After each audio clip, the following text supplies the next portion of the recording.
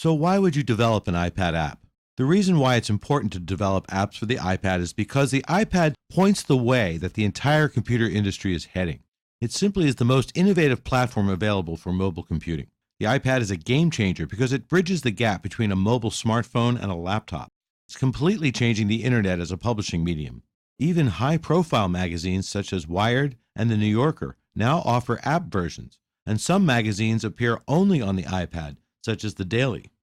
It's also changing the publishing industry with regard to electronic books, and the software industry with regard to applications, as well as the mobile device industry with regard to the overall digital media experience. If you are in the software industry, or if you want to be in the software industry, you must consider developing for the iPad.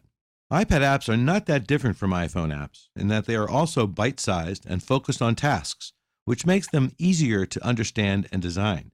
They're simple but not simplistic. This makes app design and implementation much easier and faster, and you don't need a 20-person project with endless procedures and processes and meetings to create something valuable. The free software development kit makes development as easy as possible. You develop the code for both an iPhone and an iPad version of your app using the same SDK.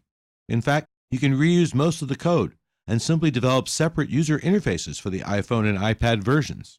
The iPad has other advantages that are important to you as a developer. Number one is that you can distribute your app through the App Store. Apple will list your app in the iPad section of the store, in the category you specify. And of course, the store takes care of credit card processing, hosting, and downloading, just like iPhone apps. Developers name their own prices for their creations or distribute them free, and Apple gets 30% of the sales price while you get 70%, just like an iPhone app. The developer program is the same. It costs $99 a year for both iPad and iPhone development. You don't have to pay twice. Another reason is that the iPad has become an acceptable business and individual productivity tool, in part because it has tight security as well as support for Microsoft Exchange and Office, but even more for its design as a handheld mobile computer.